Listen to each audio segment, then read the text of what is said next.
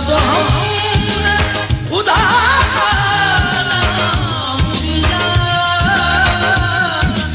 उसने साबिक core commander lieutenant general retired Khalid Rabbani ने कहा है कि पाकिस्तानी कौम और अस्करी क़यादत सियासी क़ुव्वतें हर आजमाइश की घड़ी में अंदरूनी व बैरूनी ताकतों का डट कर मुकाबला करने की पूरी सलाहियत रखती है। ये मुल्क और इसमें आबाद आवाम हमेशा के लिए कायम रहने के लिए वजूद में आई है। किसी की पॉलिसी बयान से हमें कोई फर्क नहीं पड़ता। हमें अपनी पॉलिसी और दफा को मद्देनजर रख कर चलना होगा।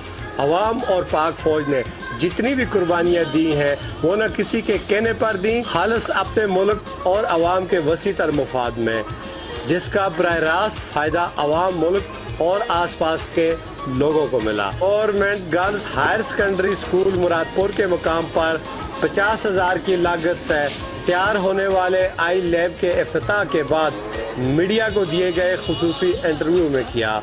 उन्होंने कहा कि ये मुसलमा हकीकत है, पाकिस्तानी अवाम की कुर्बानियों से पूरी दुनिया आगाह है। उन्होंने स्कूल की शानदार कारकर्दगी पर मसरत का इज़हार करते हुए कहा कि स्कूल की तामीर और पुरअमन माहौल में मकामी अफराद समेत ज़िली एजुकेशन की सरपरस्ती, प्रिंसिपल और उस्ताज़ा की तसल्ली बख्श कारकर्दगी है।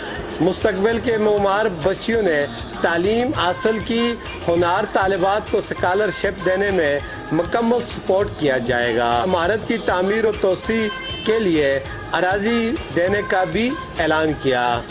तकरीब से डीओ एजुकेशन फीमेल रेहाना ने कहा कि सूबाई हुकूमत तालीम के फ़रोग़ में तमाम तर वसाइल बुरुएकार लाकर जदीद तालीम को यकीनी बनाना चाहती है।